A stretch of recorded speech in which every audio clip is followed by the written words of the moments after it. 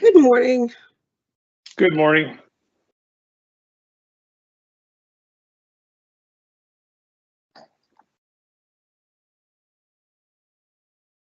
And Susan, we can see, there you go. We can see your screen.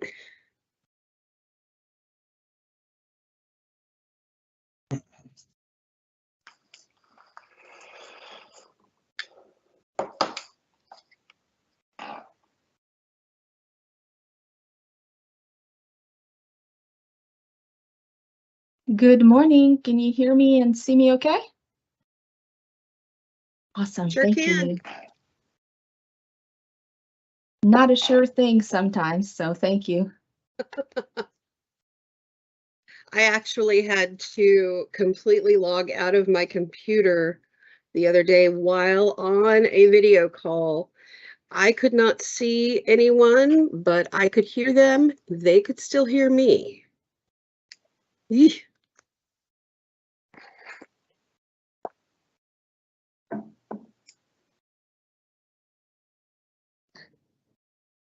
I can hear you both. Can you hear me? Sure can.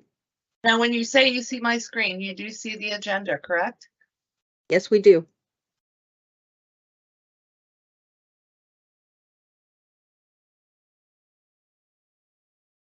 Well,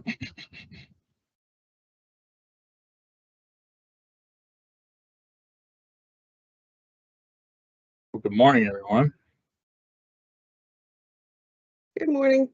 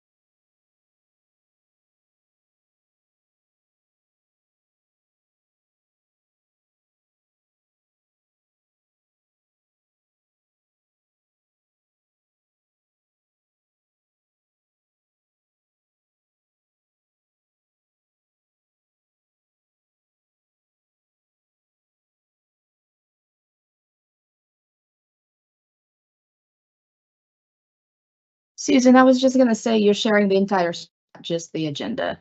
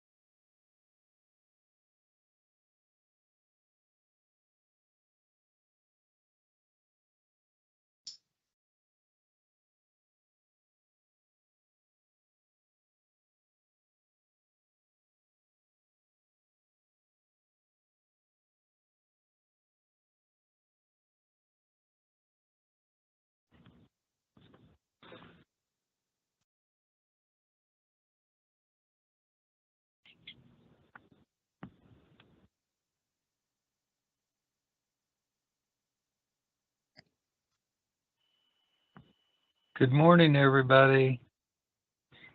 When? Good morning. This is Ray.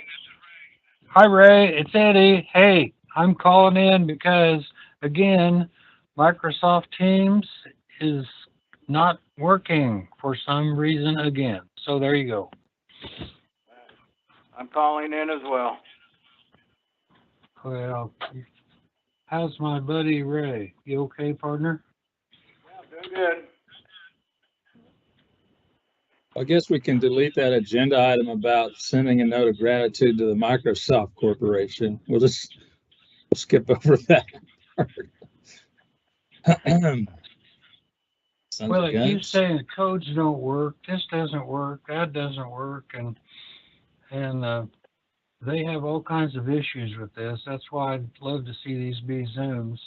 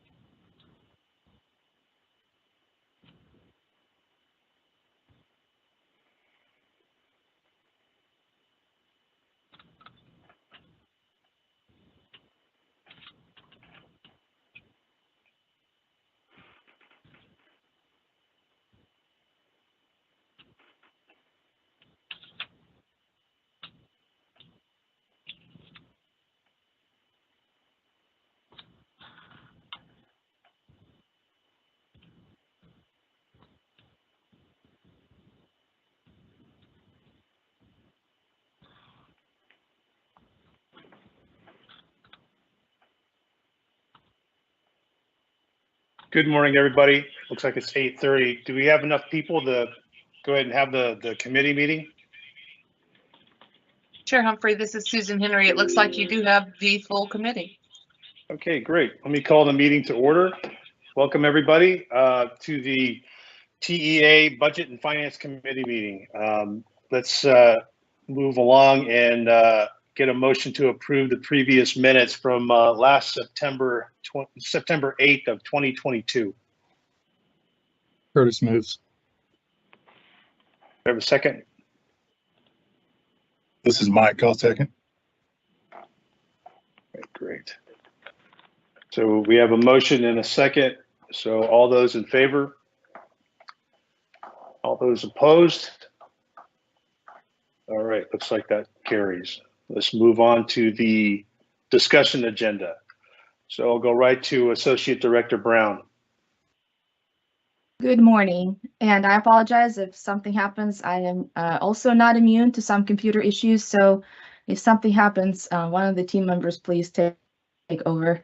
It is my pleasure to present the proposed fiscal year 2024 Kansas Nursing Initiative Grant Awards.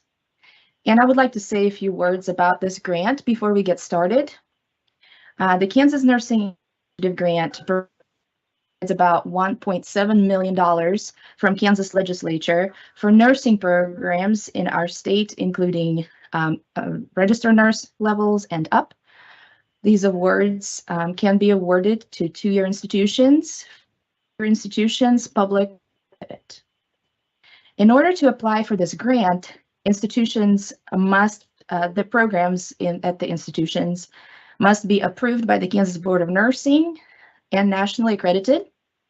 They have to have high enough average NCLEX first-time passing test scores that are compared to the 3-year national average at or above. Finally, they have to have documented articulation to a higher or another level of nursing. So RN to BSN would be an example of that. So what happens if, let's say, a program doesn't have high enough scores? For that reason, there is a portion set aside for those institutions to apply to a portion of the grants to improve their NCLEX scores or to achieve national accreditation, as that is a long process as well. This year, we had a really great response to the request of proposals. We are recommending 30 institutions to be funded. 18 of them are 2-year colleges and 12 of them are 4-year colleges. And we had some institutions being able to apply for the full grant this year, last year. So we have 2 institutions who are now eligible because they achieved all 3 criteria. We also had 4 institutions who applied for the set aside because they didn't meet the NCLEX scores, and 2 because they are still working on their national accreditation. On your screen, you see a section of the funding summary. Again, the legislature is still in session, so we are only expecting a certain appropriation until we receive the funds in July. Nothing is certain, but we are expecting 1.7, almost $1.8 million to come in. And then we had a little less than $3,000 left from last year, and we do have carryover possibility, so we're bringing that into the pot. And you will see that we awarded $1.745 million,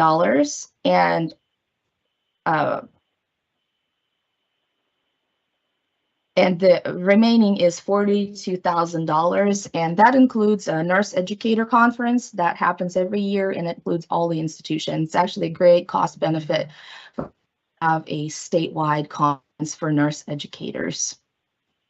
The next section on your issue paper is the breakdown of all of the institutions that are proposed for awards, and a short summary of what is going to be included in their projects. And you will see that a lot what gets requested with this grant is support for faculty salary, professional development. There's a lot of consumables that get purchased. A lot of grants don't allow that, but nursing and grant does. So that is a great opportunity for programs to cover those very high consumable costs that they have. There's also a lot of lab supplies that get purchased. This year, we had several that requested medication carts. Those are very popular this year. There are some mannequins, simulation equipment, things like that that are getting funded. And if you have any questions, I will try to answer them.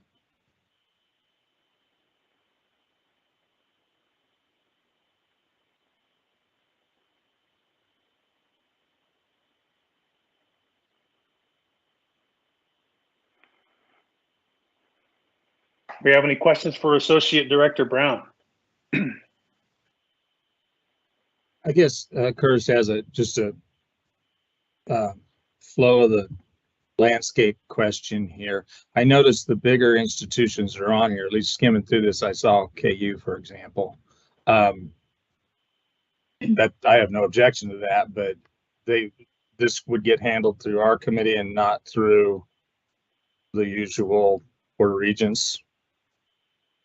It starts out, yes, it starts out here with the TEA, and we take it through the committee, then through the full TEA, and then it does go on to the board because there are 4-year institutions on this list, including private post-secondary and public post-secondary. So we are definitely going to be going to take these to the board, and that is the reason why we're looking at them this early, so that they can get approved.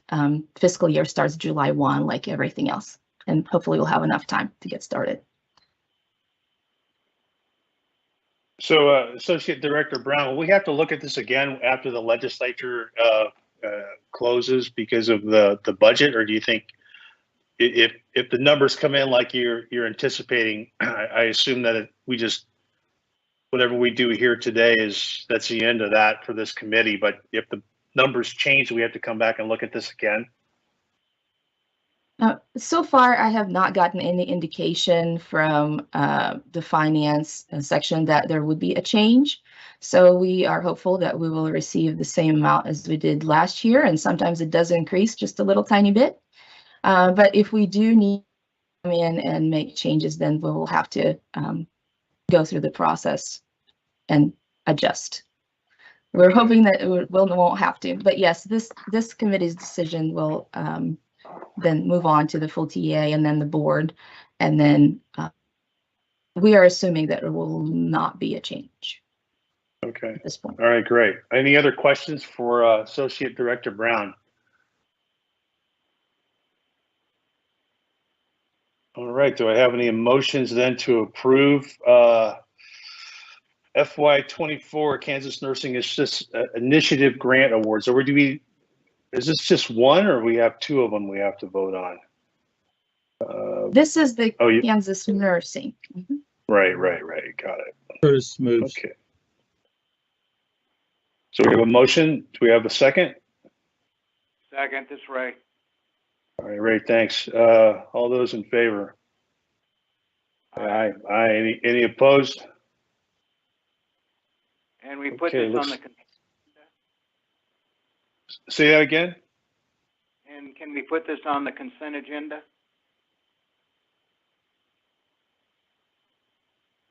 Yeah, if it's up to me, I see no reason for that. I mean, the TEA's the full board's gonna have to vote on this as well after it gets through the committee, I assume.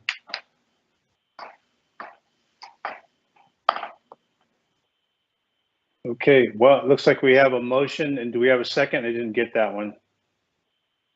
I think Ray did. Okay, oh, that's right, sorry.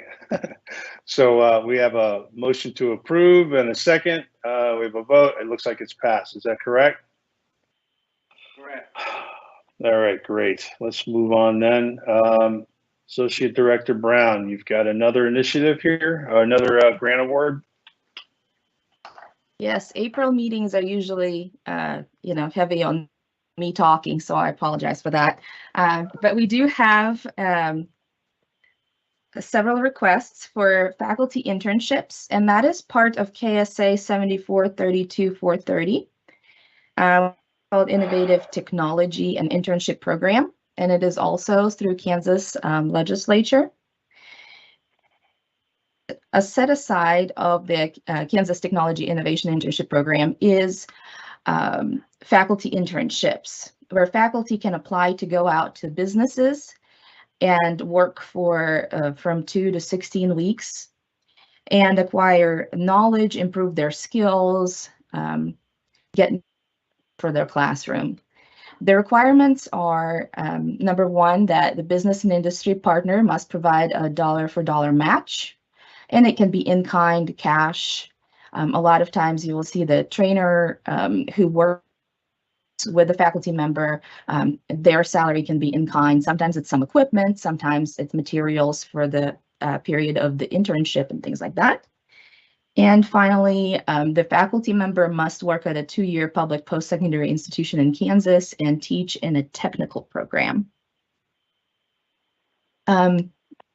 Susan, will you scroll down to the actual applications? So we received 5 applications that are proposed here. We have a variety of different programs here: graphic arts, business, early childhood education, welding, and every one of these faculty members are going to a company in their area or surrounding area and renewing their knowledge and skills, and then bringing that back to the classroom.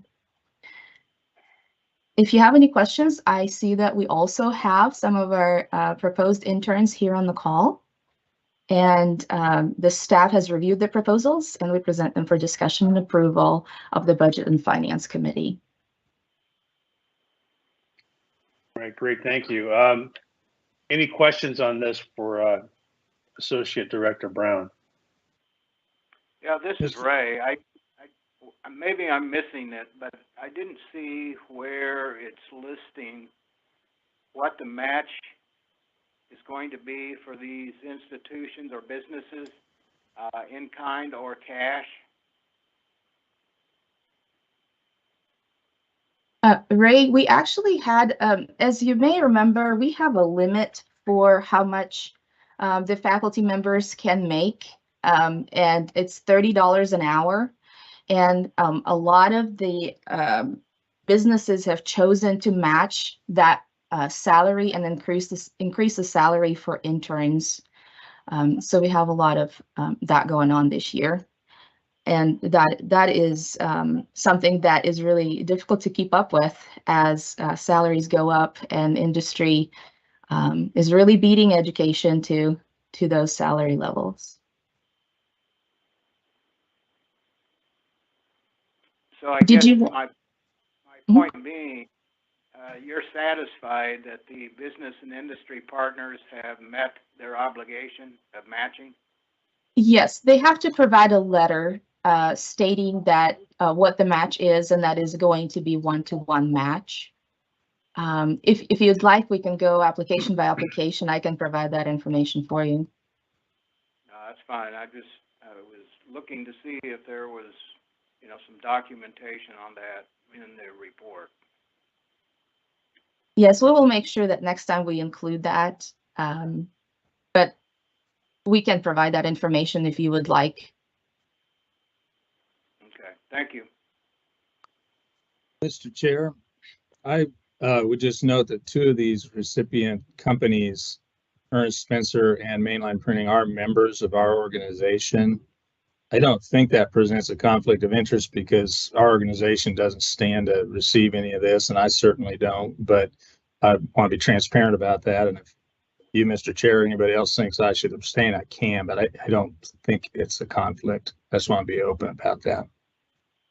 I appreciate that. No, it doesn't sound like a conflict to me. I don't know if anybody else has anything to say about that, but it doesn't look like a conflict as far as I can see it. Associate Director Brown, has this been done before, or is this a first time that we've done this kind of internship and basic sharing of information between industry and some of the instructors or professors? Well, actually, this particular statute, I believe, was passed in 1991. And it used to be a very robust program where we had 15, 20 interns every year. Over the course of the last 5 years that I've been here, we actually haven't seen. This is a big group for us. Sometimes it's one, sometimes it's two interns that I've seen in the last few years. So we're really excited to be up to 5 here. And the internships usually happen in the summer, so we weren't sure. Also, last year, we were able to change board policy to increase the wages. So I think that is picking up the interest as well, because we were at $20 an hour last year and pretty low for it to go out with these high-skilled professionals. So yes, it is an ongoing program. It really does depend on the faculty interest and how many applications we get this year. This is a good turnout for us. Great. So there's some documented success in these kind of programs. That it seems obvious to me that if you've got faculty, that may have perishable knowledge, they get back into industry and they get picked back up as far as where things are and how things have progressed, and they can transfer that knowledge back to their students. So that makes perfect sense to me. So yeah, that's cool. Hey, Keith, this is Mike. I'll move to approve the Innovative Technology Internship grants and place them on the consent agenda. Thanks, Mike. Do we have a second? This is Ray. I'll second it. Okay, great, Ray. All those in favor? Aye. Any opposed? Doesn't look like it. Looks like that passes. Thanks, Associate Director Brown. Appreciate that. Thank you. So moving on, do we have any other matters to discuss in the committee?